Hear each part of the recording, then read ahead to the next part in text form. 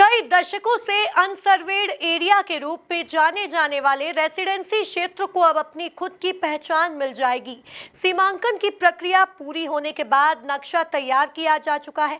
प्रशासन ने web GIS portal पर रेसिडेंसी गांव का नाम दर्ज करने के लिए शासन को पत्र लिखा है। अब नक्शे पर भूमि स्वामियों के साथ कब्जेदारों के नाम भी चढ़ाए जाएंगे।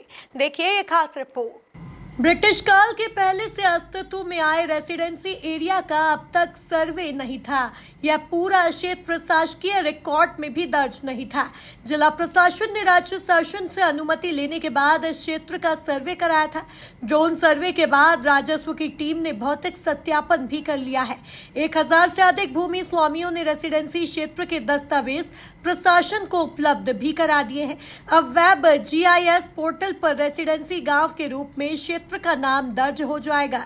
प्रशासन की इस प्रक्रिया पर रहवासियों को न केवल अपने जमीन का अधिकार मिलेगा, बल्कि ऐसे रहवासी जो दस्तावेज उपलब्ध नहीं करा सके हैं उन्हें भी धारणा अधिकार दिलवाया जा सकेगा। अपर कलेक्टर सपना लोवंशी ने जानकारी देते हुए बताया कि वेब जीआईएस पोर्टल पर नाम दर्ज होने की प्रक्रिया 2 दिन में पूरी हो जाएगी। उसके बाद नक्शे पर नाम चढ़ाए जाएंगे। प्रशासन ने जमीन को लेकर ऑफलाइन लिस्टिंग पूरी कर ली है। नाम दर्ज होने की प्रक्रिया के बाद सारा ऐप पर प्रकरण दर्ज कर प्लॉटों की भी लिस्टिंग की जाएगी। रेसिडेंसी एरिया का जो फिज़िकल सर्वे होना है वो 100% हो चुका है और सभी जो अभी प्लॉट होल्डर हैं या वहाँ पर रहवासी हैं उन लोगों को 100% नोटिस तामील हो चुके हैं।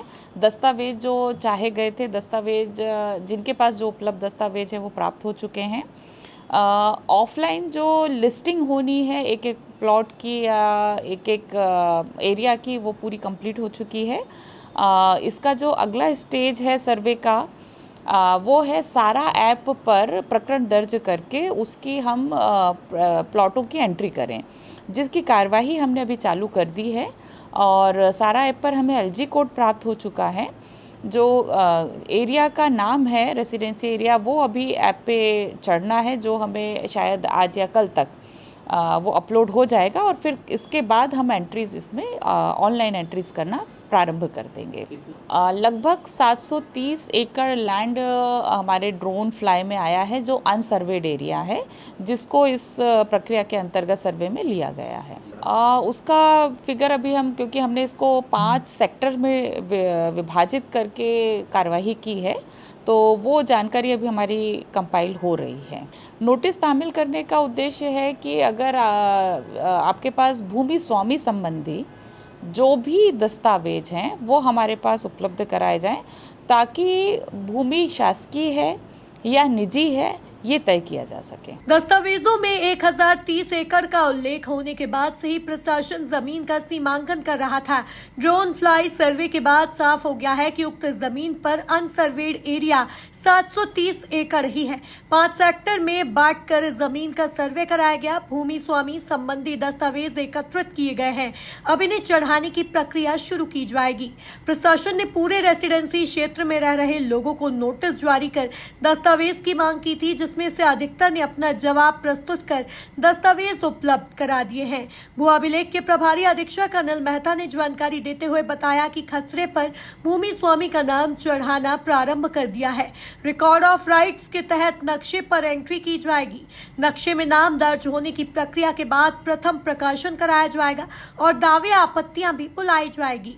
दावे आपत्तियों के निराकरण के बाद ही अंतिम प्रकाशन की प्रक्रिया पूरी कराई जाएगी। एक्चुअली मैं बेसिक से आपको जानकारी दे दूं कि ये अनसर्वेड एरिया रहा है, रेसिडेंसी एरिया। मतलब इंदौर शहर, इंदौर ज़िले के सभी ग्राम थे सर्वेड ग्राम थे। ये अनसर्वेड था। ब्रिटिश के समय इसको ट्रांसफ़र होकर मध्य भारत में आया, मध्य भारत से नगर निगम के पास आया, फिर कलेक्टेड इंदौर में आया। जब इसको देखा कि यार ये सर्वेड ग्राम नहीं है और इसकी वैलिडिटी एज सच कुछ भी नहीं है और मैक्सिमम जो लैंड है गवर्नमेंट लैंड रही है ये, तो शासन से हम लोगों ने इसकी अनुमति मांगी सर्वेट करने के लिए। शासन से इसका हमको एलजीडी कोड प्रदान किया गया ताकि इसका विधिवत भू सर्वेक्षण किया जा सके। मैप आईटी एमपीआईडीसी टीम के द्वारा ड्रोन किया गया। इसका ड्रोन फ्लाई के बाद इसका मैप तैयार किया गया और मैप तैयार करने के बाद इसका हमने फील्ड पे जाके, हमारी टीम ने जाके इसके अंदर वेरिफिकेशंस किया कि ये मैप जो बने हुए हैं वो सही है या गलत है। मैप सही होने के बाद हमने उसको फाइनल मैप हमारा तैयार हो चुका है, जो प्रारूप नक्शा कहलाएगा, वो तैयार हो गया। उसको हम अपलोड कराने की स्थिति में आ गया है।